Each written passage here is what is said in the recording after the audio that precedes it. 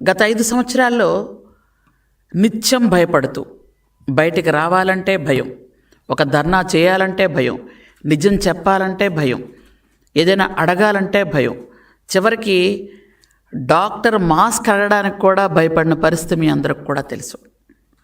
అలాంటి పరిపాలన నుంచి, విధ్వంస పరిపాలన నుంచి ఈరోజు అభివృద్ధిలోకి, వికాసంలోకి వచ్చింది అని అంటే ఈరోజు గౌరవ ముఖ్యమంత్రి నారా చంద్రబాబు నాయుడు గారు 23 నెలల పరిపాలన ప్రజల్లో ఒక తీపి గుర్తులుగా మిగిలిపోతున్నాయని చెప్పడానికి చాలా సంతోషంగా ఉంది.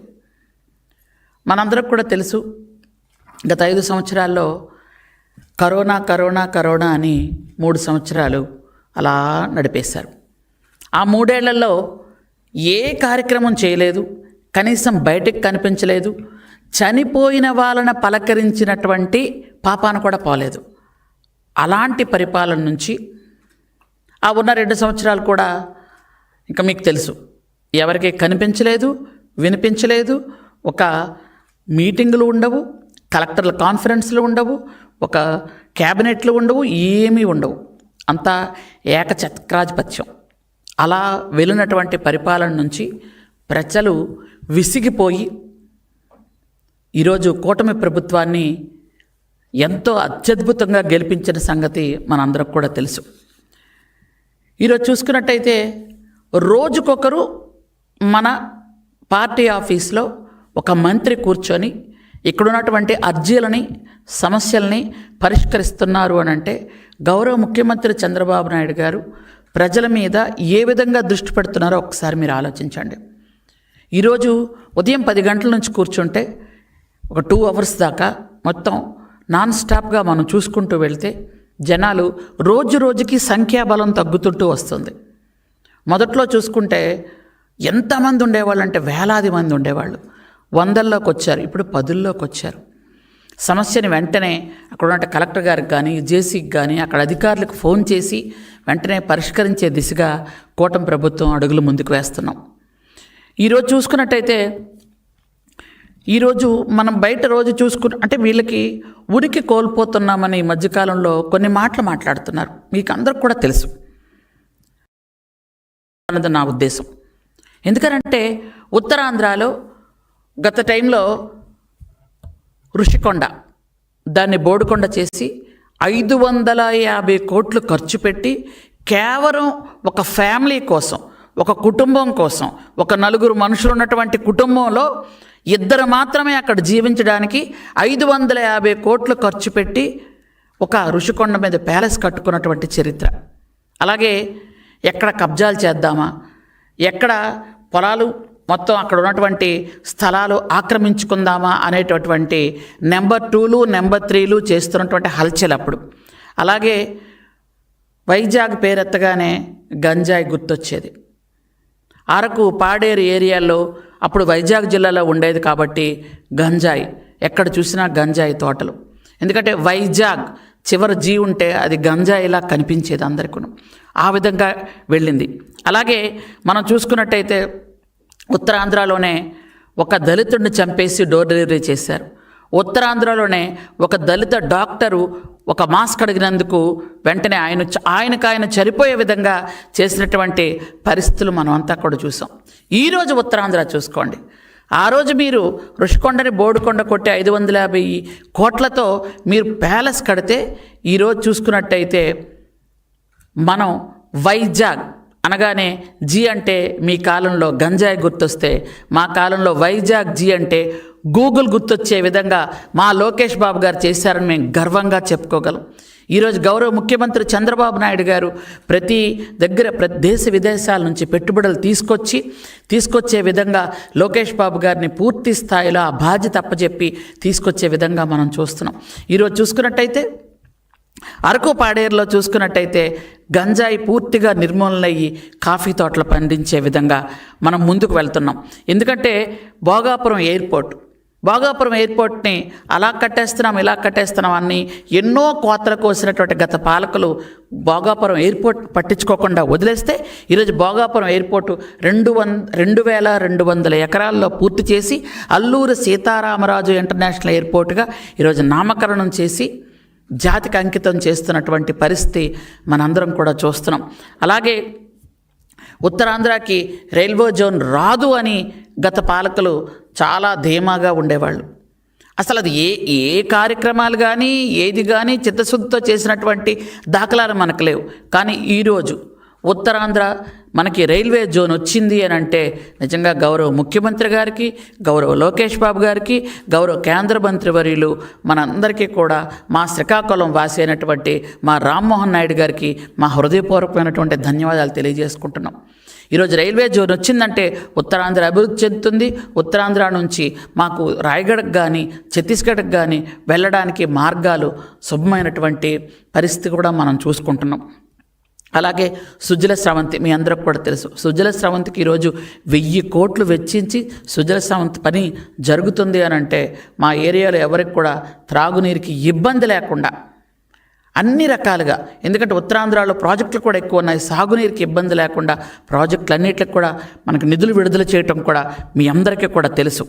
అలాగే ముఖ్యంగా మనందరికీ కూడా తెలిసిన విషయం ఏంటంటే విశాఖ ఉక్కు ఆంధ్రుల హక్కు. గత 5 సంవత్సరాలు విశాఖ ఉక్కు అసలు ఉందా, స్టీల్ ప్లాంట్ ఉందా, దాన్ని క్లోజ్ చేస్తున్నాం అనే విధంగా మనం అందరం ఉండేవాళ్ళం. కానీ కూటమి ప్రభుత్వం వచ్చిన తర్వాత గౌరవ ప్రధానమంత్రి వర్యులు దాదాపు 12,000 కోట్లతో మొట్టమొదటిసారిగా దానికి నిధులిచ్చి దాన్ని విశాఖ ఉక్కు ఆంధ్రుల హక్కు, దీని ఆత్మ గౌరవంగా భావిస్తున్నారని ముందుకు నడిపించిన పరిస్థితి.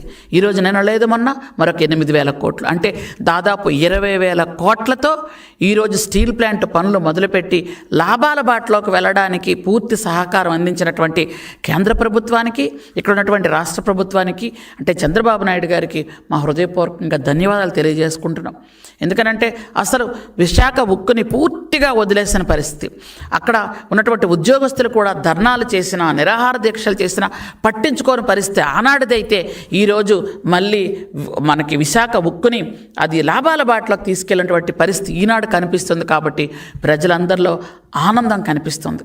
అలాగే అనకాపల్లిలో ఆర్సెలమిట్టలు మీ అందరికి కూడా తెలుసు, దాని శంకుస్థాపన జరిగింది. కొన్ని వేల ఉద్యోగాలు రావడానికి కూడా మనకి రెడీగా ఉంది. అలాగే వైజాగ్లో TCS మీ అందరికి కూడా తెలుసు, 14,000 కోట్లతో పెట్టుబడి వస్తే అక్కడ 12,000 మందికి ఉద్యోగాలు వచ్చే అవకాశం కూడా కనిపిస్తుంది.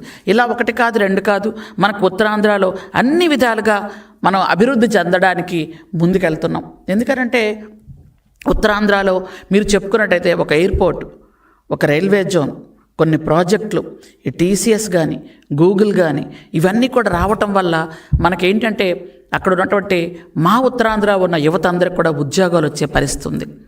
ఈరోజు గిరిజన యువత ఆ రోజు గంజాయికి బానిసలై గంజాయిని వాళ్ళ ద్వారా రవాణా చేయించుకున్నటువంటి కింగ్ పిన్స్ ఎవరైతే ఉన్నారో ఈరోజు ఆ యువత అందరూ కూడా ఆ గంజాయి రవాణా మానేసి, ఎందుకంటే గంజాయి పూర్తిగా నిర్మూలన జరిగింది. మీ అందరికి కూడా తెలుసు, గంజాయికి ఒక 5 మెంబర్స్ని వేశారు. ఎందుకంటే హోమ్ మినిస్టర్ గారు, అలాగే లోకేష్ బాబు గారు, నేను, అలాగే హెల్త్ మినిస్టర్ గారు, అలాగే పర్యాటక శాఖ మంత్రి, మేమందరం కలిపి దాన్ని చాలాసార్లు మీటింగ్లు కూడా పెట్టుకోవడం జరిగింది. ఈరోజు గూగుల్ సంస్థ వచ్చింది, ఉద్యోగాలు వచ్చాయని మనందరం కూడా ఆనందపడుతున్నాం. కానీ మా గిరిజన ప్రాంతాల్లో మాత్రం గంజాయి పోయింది, మాకు కాఫీ వచ్చిందని ఎంతో సంతోషంగా ఉన్నాం. ఎందుకంటే మా పిల్లల తాలూకా భవిష్యత్తు ఈరోజు మీకు ముఖ్యం అని అనుకుంటున్నాం.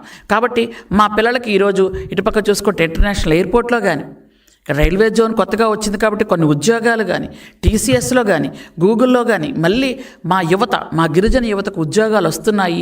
గిరిజనులకి ఎప్పుడైనా మంచి జరిగిందంటే ఆ రోజు నందమూరి తారక రామారావు గారు, ఈరోజు చంద్రబాబు నాయుడు గారు, ఈరోజు మా సోదరుడు లోకేష్ గారు తాత తండ్రుల దగ్గర నుంచి చేసుకుంటూ వస్తున్నారు.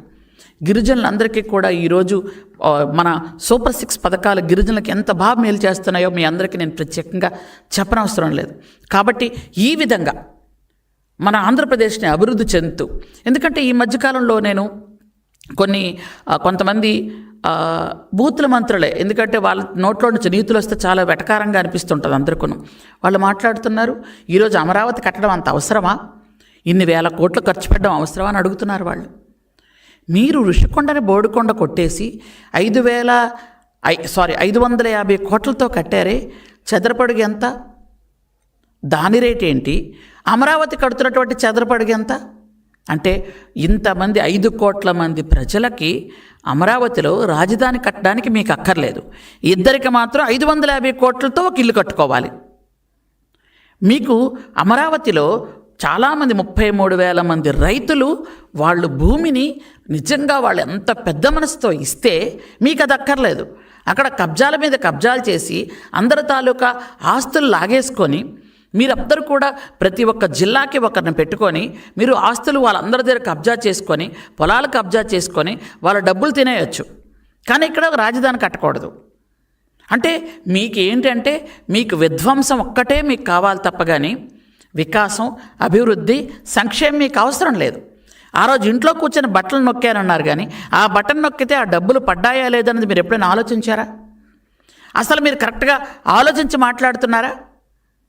ఈరోజు ఎన్ని హాస్పిటల్స్కి డబ్బులు, మీరు మళ్ళీ ఎన్ని గొప్పలు చెప్తున్నారంటే ఎన్నో మెడికల్ కాలేజ్ శాంక్షన్ చేశారట. అసలు ఆ విషయం బయట మాట్లాడితే సామాన్యమైనటువంటి పౌరులు కానీ పూర్తిగా చదువు రానటువంటి నిరక్షరాస్యులైనటువంటి ప్రజలు కానీ నవ్వుతున్నారు ఎక్కడ కట్టారు అని. మీరు అసలు స్థల సేకరణే జరగనటువంటి, అసలు పునాదులే తీయనటువంటి కొన్ని మెడికల్ కాలేజీలు అనుకుంటున్నటువంటి వాళ్ళు ఊహించుకొని అక్కడికి వెళ్ళి ధర్నాలు చేస్తే ప్రజలందరూ కూడా వీళ్ళని చూసి ఎంత నవ్వారో ఒకసారి ఆలోచించండి. ఎందుకనంటే ఈరోజు నేను మళ్ళీ చెప్తున్నాను, ఎందుకనంటే ప్రజల మీద ఆయనకు గౌరవం ఉండదు. ఎందుకంటే ఇంట్లో వాళ్ళ మీద ఆయనకు గౌరవం లేదు. తల్లి మీద, చెల్లి మీద, చిన్నాన్న మీద, చిన్నాన్న కూతురి మీద, వీళ్ళ మీద ప్రేమ అభిమానం లేని వాళ్ళు ప్రజల మీద ప్రేమ అభిమానం చూపిస్తారంటే మీరు నమ్ముతారా? ఎంతటి రాజకీయ నాయకుడైనా, ఎంతటి వ్యాపారవేత్త అయినా, ఎంత ఋషి అయినా, ఎంత అన్నీ జయించినటువంటి మహర్షులైనా సరే ఖచ్చితంగా వాళ్ళ ఇంట్లో వాళ్ళ మీద అభిమానం, ప్రేమ, గౌరవం, నమ్మకం ఉండాలి. అదే మానవతా దృక్పథం. అట్లాంటిది నీ సొంత ఇంట్లోనే అమ్మ మీద ఇష్టం ఉండదు, నాన్న మీద ఇష్టం ఉండదు, చెల్లి మీద ఇష్టం ఉండదు, చిన్నాన్న మీద ఇష్టం ఉండదు, మీకేమో ప్రజల మీద ఇష్టం ఉంటుందా? అది ఎవరు నమ్ముతారు? కాబట్టే ఈరోజు ప్రజలు చీ అంటున్నారు, చీ కొడుతున్నారు. ఎంత చీ కొట్టి ఎంత చీ అన్నా సరే మీకు నిజంగా ఈరోజు మీకు ఇచ్చినటువంటి పర్సంటేజ్ ఆఫ్ ఓట్లు కానీ మీకు వచ్చిన సీట్లు కానీ మీరు ఏ విధంగా ఉపయోగించుకున్నారు, మీరు ఏ విధంగా ప్రజల దగ్గరికి వెళ్ళగలుగుతున్నారు? ఒక్కనాడు అసెంబ్లీకి వచ్చారా? ఒక్కరోజు ఎక్కడైనా ఏ ప్రజలతోనైనా మాట్లాడారా? మీ ప్యాలెస్ ముందుకి వచ్చినటువంటి ఒక్కడినైనా ఆప్యాయతగా పిలిచి నీ కష్టమేంటని అడిగారా? కాబట్టి నేను అక్కడ ఉన్నటువంటి వైఎస్ఆర్సీపీలో ఉన్నటువంటి కొంతమంది యువతకి నేను చెప్తున్నాను. ఎందుకనంటే మీ చేతికి గొడ్డళ్ళు ఇచ్చి, మీ చేతికి కత్తులు ఇచ్చి, మీ చేతికి కర్రలు ఇచ్చి రప్పా రప్పా అనండి, నరుకుతామనండి అని మిమ్మల్ని పంపించి ఆయన ప్యాలెస్లో దాక్కుంటున్నాడు. యువత, మీరు అనవసరంగా ఆయన మాటలు నమ్మి మోసపోకండి. ఈరోజు మీరు అలా అని మీ భవిష్యత్తు మీరు నాశనం చేసుకొని మీరు జైల్లో కూర్చుంటారు, ఆయన ప్యాలెస్లో కూర్చుంటాడు. మీకు ఉదాహరణ గుర్తుందో లేదో, వైజాగ్లో ఎయిర్పోర్ట్లో కోడికత్తి సీను గుర్తుందా మీ అందరికీ? కోడికత్తి సీను ఆ రోజు ఆయనే చేయించుకున్నాడని అందరికీ బయట అందరూ అనుకుంటున్నారు. అది మాత్రం అది ఎంతవరకు నిజం అబద్ధం ఆయన మనసుకే తెలియాలి. అనుకున్న ఆయన ఆ కుర్రాడు 5 సంవత్సరాలు 6 సంవత్సరాలు జైల్లోనే ఉన్నాడు. ఆయనకు మంచి చేద్దామనుకొని ఆయనకి ఏదైనా ఉపకారం జరుగుతుంది అని ఈరోజు ఆ రోజు ఎన్ని వేల కిలోమీటర్లు నడిచిన వాళ్ళ చెల్లి ఈరోజు ఎక్కడుందో ఎవరికీ తెలియదు పాపం.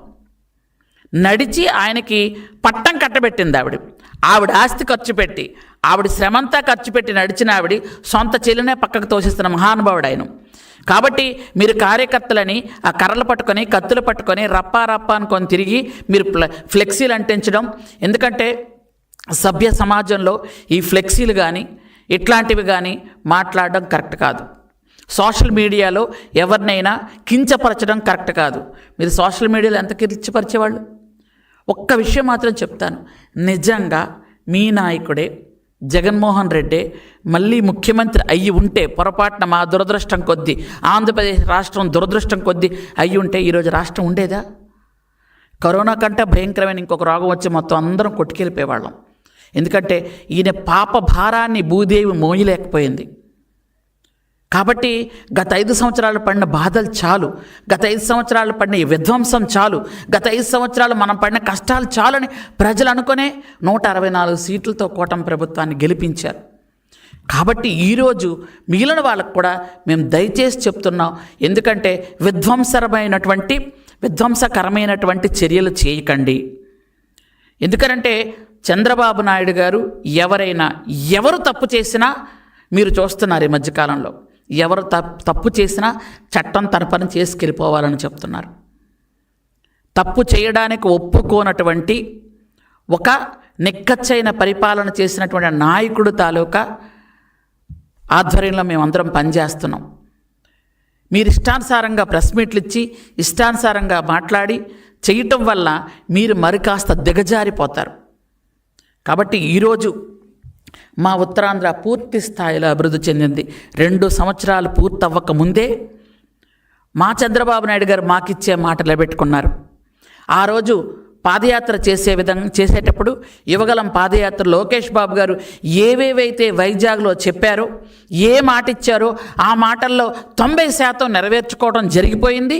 ఇంకా ఆయన చెప్పడం కూడా చేశారు. కాబట్టి ఇది కదా పరిపాలన అంటే, ఇది కదా మంచి ప్రభుత్వం అంటే, ఇది కదా సంక్షేమం అంటే, ఇది కదా అభివృద్ధి అంటే. కాబట్టి ఆ 5 కోట్ల ప్రజలందరూ కూడా ఈరోజు చాలా క్షేమంగా ఉన్నారు, సంతోషంగా ఉన్నారు. రాబోయే స్థానిక ఎన్నికల్లో కూడా పూర్తిగా 100కి 100% గెలిచి స్థానిక సంస్థల్లో గెలుచుకున్న తరువాత గ్రామాలు పట్టణాలు అన్నీ కూడా పూర్తి స్థాయిలో అభివృద్ధి చెందుతాయని మరొక్కసారి మీకు హృదయపూర్వకంగా తెలియజేసుకుంటూ థ్యాంక్ యూ వెరీ మచ్. జై హింద్, జై తెలుగుదేశం.